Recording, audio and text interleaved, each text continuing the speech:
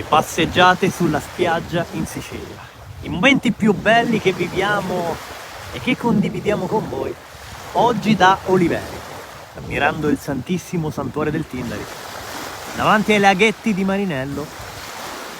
e questa zona davvero paradisiaca